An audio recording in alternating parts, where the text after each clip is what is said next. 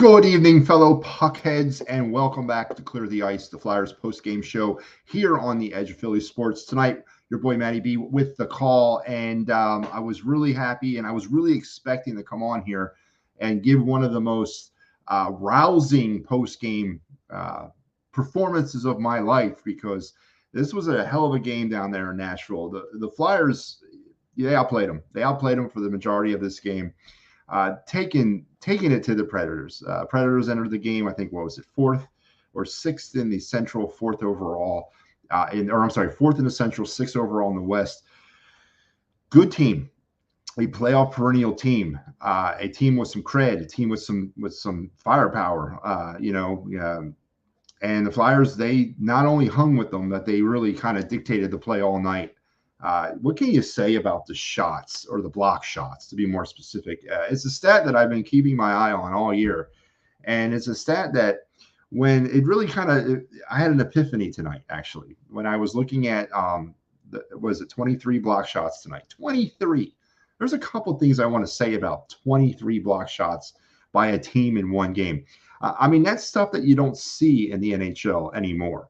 You don't. Yeah. And it shows, obviously, the first thing it shows me is this team is bought in and is playing like a team, because you're not going to go out there and put your body at risk that much in a game if you're not really bought into what's happening and bought into the team. So that's the first thing that kind of grabs me. The other thing is the shots on net this season. The Flyers have pretty much dominated shots on net against their opponents tonight. What was it, 2-1 almost over the Predators? The Flyers finished the game. Let me get back to it. I just had it up. The Flyers will finish tonight's game with 40 registered shots to Nashville's 21. Now, if you do the math, and I'm not a math genius, I don't know, half those, or let's call all those block shots, they actually become shots on net. You're looking at 44 shots on net for the Nashville Predators. And that tells me a lot. It tells me a lot about this team as well, because I've been keeping track of the block shots all season. The Flyers now on the year are out shooting their opponents 888 to 754, almost, climbing up to that 100. They're almost 100 goals different than their opponents, and they continue to block shots.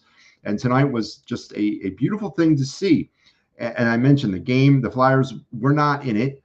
They didn't hang with the Predators. No, they dictated the play. They took the play to the Predators all night. And there were some mistakes. There were, Soros was standing on his head back there for the Predators all night long. But so was Sam Ersson. Sam Ersson continues to impress the hell out of me. Big Sam Ersson guy. I'm growing into a big Sam Ersson guy. I just think, and I said this, I think, the last time I did this post game. I said this the other night on my own show. This is, I think, technically speaking, he's a better goalie than Carter Hart. He's got more fluidity to his game. He moves lateral a lot faster than Carter Hart. He's got a faster glove hand than Carter Hart. Now, he only faced 21 shots tonight, and he gave up 2 goals, 3 if you want to count overtime. So there's something maybe to be said there, but how can you not be happy with the goaltending situation right now for the Flyers? As again, a successful road trip. I like to call it the Colorado Mountain Range road trip, where it started in Arizona, went up to Denver, and then finishes up down there in Middle Tennessee. They come off the trip with 5 points. You got to be happy. They got a point tonight. It looked like at a certain point, even though the Flyers were dictating play, they were also giving up goals, down 2-0, and to have the gumption to battle back with your backup goalie in and on the road, last game of a road trip. They battled their way back. Maybe a questionable call along the way with that final that Sanheim goal there. Yeah, that was a penalty on TK. We gotta call it what it was. I can tell you, if I was standing out there as the referee, I would have called that. That was a hold. It was a hold, then a hook, or it was a hook and a hold. It was a hook, then it was a hold. So the Flyers got away with something there on that play. But hey, you get some, you give some, you get some. But they showed a lot of tenacity getting back into this thing, making it 2-2, and then of course in overtime. Are you gonna? Is there a questionable call there? 18 seconds in. Urson with the good save. It looked like his body language, at least, looked like he didn't completely control the puck there. It kind of, ran down the back of his leg onto the ice, and the Predators tucked it away for the 3-2 win in overtime. And, could you make a case where the whistle should have been blown there? Yeah, I guess you could have. But, I don't think we should be complaining too much about the refs after the gift that was given earlier in the period to Travis Konechny when he got away with not one penalty on one play, but 2 penalties on the same play. So Flyers fall tonight 3-2 in Nashville. The difference in this game to me, and it's been like this all season. Matter of fact, it's been like this since the 2020-2021 season. The Flyers power play is just god awful. I mean, they don't even have a semblance of a power play. Over 4 tonight. If you add up the numbers, and which I've done all season and I'll continue to do, the Flyers are now a dreadful 10 for 87 on the power play this year. 11.5% effective rate. I'm telling you, man, if we even had a power play that worked a little bit, we wouldn't be 15-10-3. We'd probably be 10 games over 500. And that is really, I think, when you look at all this up to this point, at least, and I can't say going forward what it's going to look like, but a lot of the Flyers win-loss, end of the game type situations have really boiled down to this god-awful power play. And it comes back to kind of bite them tonight. It wasn't really a factor in the last game, but tonight it was definitely a factor. 0 for 4 tonight with the extra man. But they were 3 for 3 on the kill, which again gets that stat up majorly. The Flyers only given up 12 power play goals all year. Now 78 kills for 90 times shorthanded, closing in on 87% effective rate. So how can one team be so good on the shorthand? And don't forget the 7 shorthanded goals that they've scored this year. How can they be so good shorthanded and just so bad on the power play? It's very simple. It's a simple question with a simple answer. They just don't have those high-end talent scorers that make the power play what the power play really is, and that is a huge advantage to teams. But tonight, the Flyers fall victim to their putrid power play as it was unable to help them out, and they lose tonight 3-2 to Nashville in overtime. Now, as I mentioned, 5 points on the trip. Can't ask for anything better than a team, that doesn't have many aspirations, pulling 5 points off of this road trip. And now they'll go home, have a day off, and then get ready for the Capitals on Thursday. Let's take an inside look at this game, if you will. The Flyers, as I mentioned, 40 shots on the night to Nashville's 21. Biggest stat in that shot thing is the 23 block shots. 23 blocked shots. Yes, right. You didn't hear it wrong. The Flyers blocked 23 shots tonight. Amazing stat. An amazing stat all season. And again, it tells you everything you need to know about whether or not the Flyers are bought in to what John Tortorella is telling them. Their faceoffs on the night, the Flyers won 23 faceoffs. They lost 29 of them. Their faceoff win percentage was at 44% to the 56% of the Nashville Predators. Again, that comes along with that high-end talent thing. We don't have scorers and we don't have faceoff men. I mean, Sean Couturier is doing the best he can. He's obviously our best faceoff guy.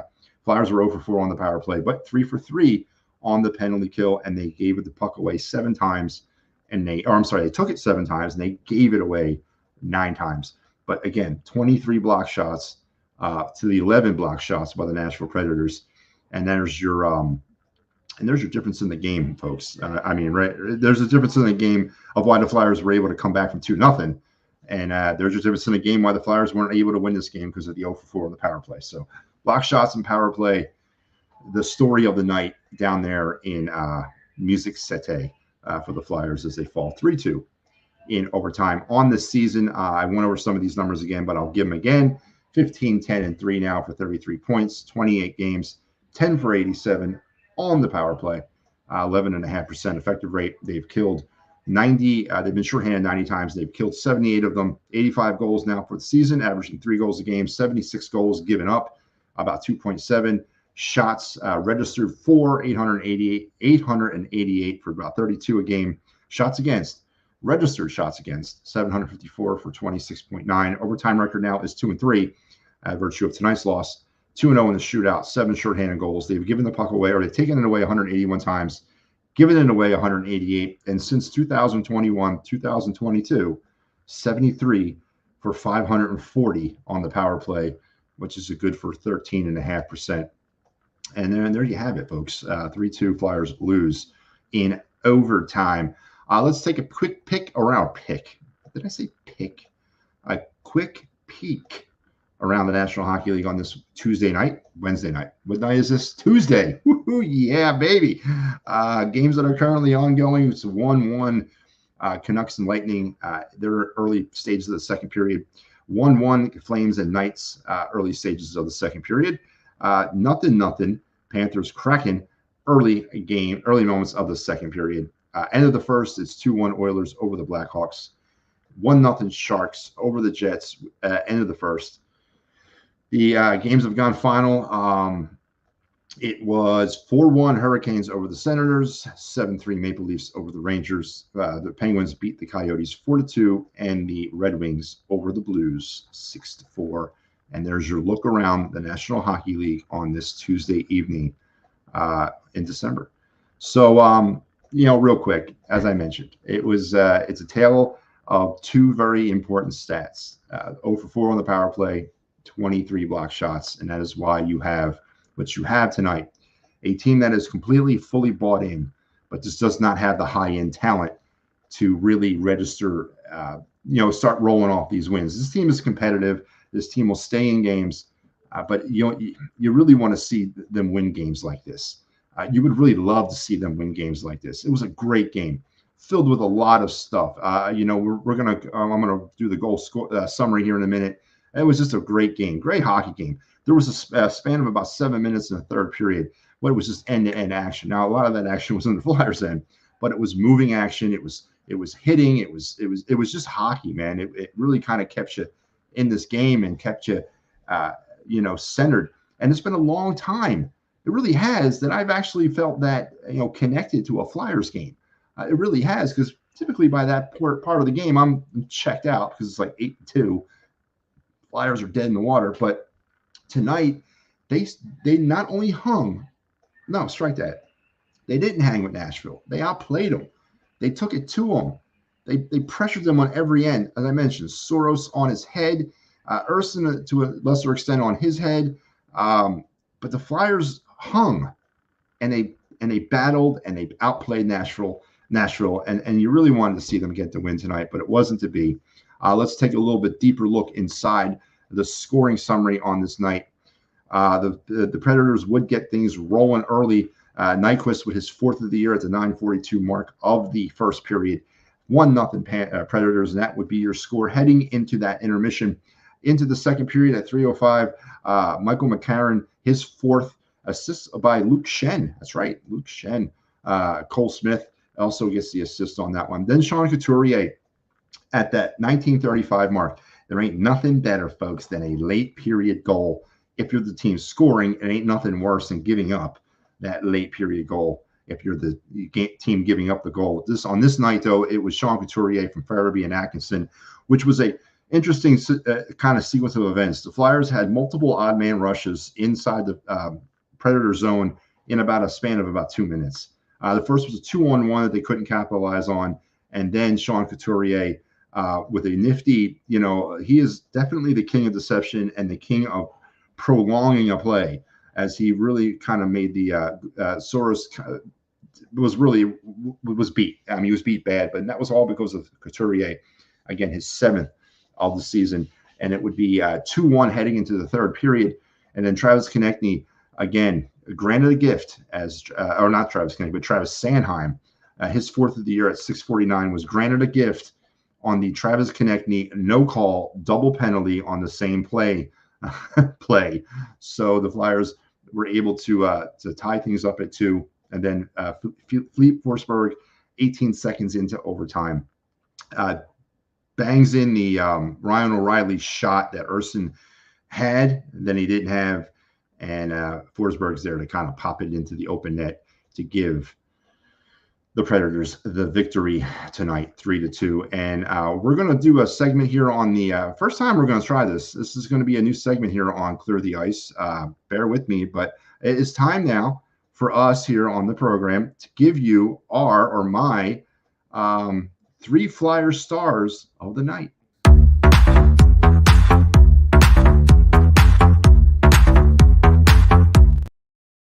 Yes, that's right.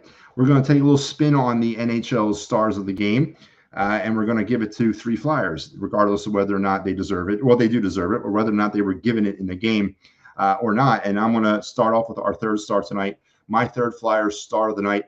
I'm going to give it to Cam Atkinson, who had a goal or had an assist. He finished the game with a +1. He took 4 shots, blocked 2 of them, and really, he's been a silent figure on this team all season long. Granted, his time might not be much longer for this team, as he's definitely going to be possibly one of those trade chips. But Cam Atkinson has been having him back this season. It's been great, and he provides a lot of stability, a lot of offensive stability. So tonight I'm going to give him my third star of the game. My number 2 star of the game for the Philadelphia Flyers might go out on a little bit of a limb here, and I'm going to give it to Sam Ersson. Yeah, I know he only faced 22 shots, or he faced 25 shots, but he gave up 3 goals. But the life of a backup goalie is not easy, and he came into a hostile environment in Nashville. Last game of a road trip, the team might not have been at the freshest they could have been, and he really kind of did his job. There were times where the Predators, even though they only had a very minimal number of shots, they did pressure the Flyers, and there was prolonged activity in the Flyers zone for many moments of the game, and Ersson really did well. Again, technically speaking, I think he's a better goalie than Carter Hart. He moves laterally through the crease better glove hand. Tonight, I'm going to give him my number 2 star for the Flyers, as I'm really impressed of watching his maturation process. He had a rough start to the season. Yeah, a really rough start to the season, but he's come back really well, solidifying himself as that number 2 goalie and making a lot of people, including me, wonder if maybe moving Carter Hart might not be a bad idea, as he's getting ready to get paid and potentially, I don't know, better move here. And my number 1 star for the night, Sean Couturier, a goal and assist. He had 3 shots on net. He did have a block shot and continues to be our offensive savior for this team. Again, he's not the Sean Couturier of 5 years ago. He's not a Batman. He's a Robin. Maybe a Batgirl. I'll give him a Batgirl. He's a lesser of a sidekick, but he's definitely a very good player, very good technical player.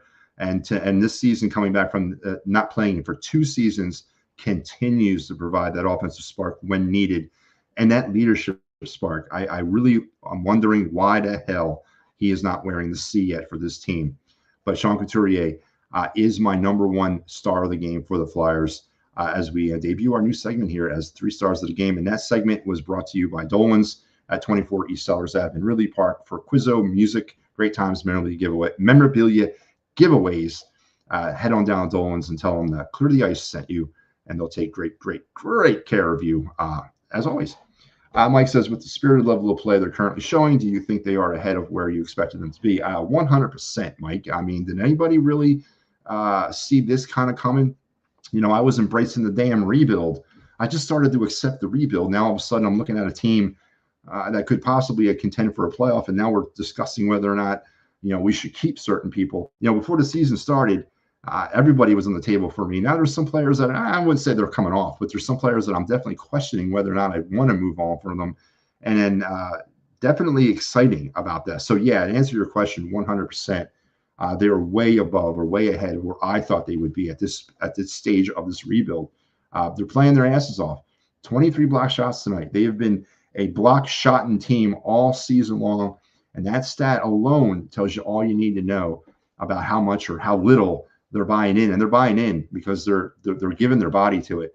And it's just an amazing thing to see, and it's a great thing to see. It's been a long time since we've seen Flyers hockey that was watchable over a sustained period of time. And we've arrived at that period, and it's a great thing to see here. So yeah, Mike, to answer your question, I am very surprised and very pleased that they're ahead up the power curve, so to speak. A couple other things I want to talk about as we're getting closer to that magical time of the year, which is the International Ice Hockey Federation's Under 20 World Junior Championships, and that'll happen in Sweden starting on December 26th, where you'll get the chance to see a lot of Flyers prospects and some non-Flyers prospects that will be draft eligible here this summer. But these guys are going to go ahead and they are going to compete for their countries in a very spirited, like 10-day tournament that starts on December 26th and wraps up in early December or early January.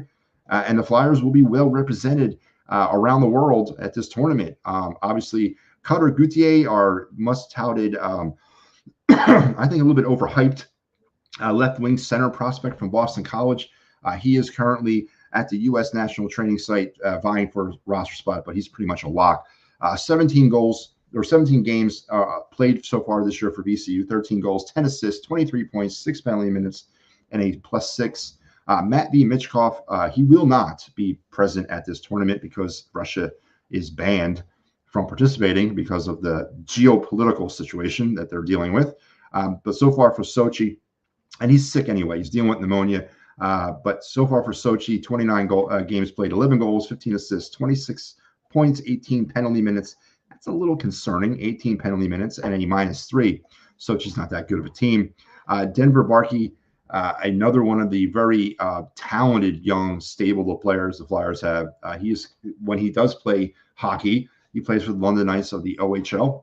28 games played, 17 goals, 24 assists, 41 points, 14 penalty minutes, and a very hefty +13. And then Oliver Bonk, a little bit of an undersized right-handed defenseman who currently plays for the London Knights as well.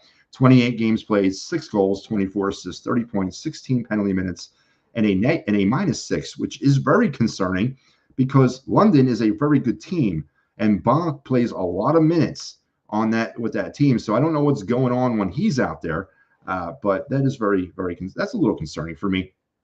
Some of the players that the Flyers would love to make Flyers this year at the summer's draft, Macklin Celebrini, a center from Boston University, 15 games played, 10 goals, 15 assists, 25 points, 6 penalty minutes, and a +8. And the guy that I would really love to be wearing orange and black, Cole Yzerman. He's a left wing who splits time between the national team's development program, which plays in the USHL, and the U.S. national team. 31 goals 31 games played between those two teams. 36 goals, 21 assists, 57 points, 12 penalty minutes, and a gaudy +38. This kid's the real deal, man. I think he's better than Celebrini, and Celebrini is the consensus #1. I definitely think Yzerman, I'm definitely going to be keeping an eye on him in this tournament. He's a lock to make the U.S. team. Really interested and really looking forward to seeing this kid play. And then my final high draft potential pick, and he could definitely be a Flyer, is Sam Dickinson, a left-handed defenseman who also plays for the London Knights. So it's an interesting dynamic they got going on there at London with two current Flyer prospects and maybe a third one if the Flyers can get him in the draft. He's got 28 games played, 6 goals, 14 assists, 20 points, 8 penalty minutes, and a +15. So there you have it. There's your look at some current Flyers prospects and some potential Flyers prospects as we get ready for the IIHF's World Junior Under 20 championships happening in Sweden. So make sure you're checking all that out because it's going to be fun, very fun hockey, and it's a glimpse at the future. Last year, Connor Bednard ran roughshod through that thing, and Cutter Gauthier, who's going to be under a microscope. I mean, he already is, and he's definitely going to continue to be that way. As I mentioned, I'm not a big fan of his right now. I don't like his style of play. He's a perimeter guy. He's a perimeter guy. We don't need perimeter shooters here. We need net guys. We need guys who can go to the net, and he doesn't. He does not really at all for Boston College. So if the Flyers can make him a net guy, fine. Right now, I'm just not buying in to the hype around Cutter. I'm not. I just don't see it in his game. I don't know if his game is going to translate, that his current game is going to translate to the NHL. So let's hope it does. But right now, I'm a little concerned. But there's your look ahead, or there's your look at some of those young players. And here's your look at what Philly Sports Trips has to offer for you. This coming up February, the Flyers will be involved in the Stadium Series at MetLife against the Devils on February 17th. And then, of course, everything else that Philly Sports Trips has. I mean, here's the trip to London for the Phillies this summer. That is sold out. But here's some trips to spring training that are not. They're going down there for 3 different iterations, the 13th, the 18th, 15th, and the 20th, and then the first one on the 1st to the 4th of March. This is all available to you and much more over at phillysportstrips.com. Go ahead and check them out. And if you have workman's compensation, motor vehicle accident, personal injury, or criminal law questions, call Dave Cherry at 610-565-0300, and he will take great care of you. And finally, for no hidden fees and great prices on tickets, any kind, sports, concerts, theater, Cherry Tickets is the place to go at www.sherrytickets.com. Family owned and operated since 1946. What are you waiting for? So in essence, in summary, a gutsy game tonight. You know what? No, strike that. It was not a gutsy game tonight. It was a dominant game. The Flyers really took it to the Nashville Predators, dominated the play, outshot them 2-1 in the game, registered 23 block shots on the Nashville Predators.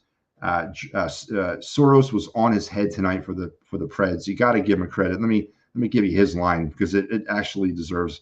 30. I mean, he faced 41 shots, 37 saves. He had a 9.49 save percentage. Just a really dominant effort from a really good goaltender. It kept the Predators really in this thing as the Flyers peppered them all night, and they just couldn't break through us at those 2 times. For the Flyers, it comes down to that power play, that dreadful, god-awful power play that continuously comes back to bite them tonight. 0 for 4 again, and really the difference in the game. The block shots and the great penalty kill really kind of got offset by yet again another bad effort on the power play. And it's I shouldn't say bad effort. I mean they're putting forth the effort. They just don't have the horses in the stable in order to make that power play work. And it's a shame because I don't know how many games we would have won up to this point and going forward if we had a good power play. Right now, 10 for 87 on the season just ain't cutting it for me at all. This is really that's putridly bad. And it's now starting to cost, now you can kind of look at games and be like, you know what, man, if we just had one power play go one, we could have won this thing or 2, 0 for 4, just really frustrating to see that. But everything else is pointing in the right direction for this team. It's a great thing to see. And the answer to go back to Mike's question, I'm extremely happy and excited for where they're at this point of the rebuild and moving forward. Remember, Thursday night, back home at the center against the Capitals. I seen this damn slide. I seen the ad. I don't remember who it is. I think it's Pat. I think Pat will be on the call. If not, it'll be somebody. Mike. It's Pat or Mike. I know that. It's one or the other because then the other one's doing Saturday night. So we got Pat and Mike wrapping you up this week for the Capitals and the Red Wings. So I will not be back till next week. Maybe not. Yeah, I'll be back sometime next week. So until we talk again, folks, in the immortal words of Mr. Gene Hart, good night and good hockey.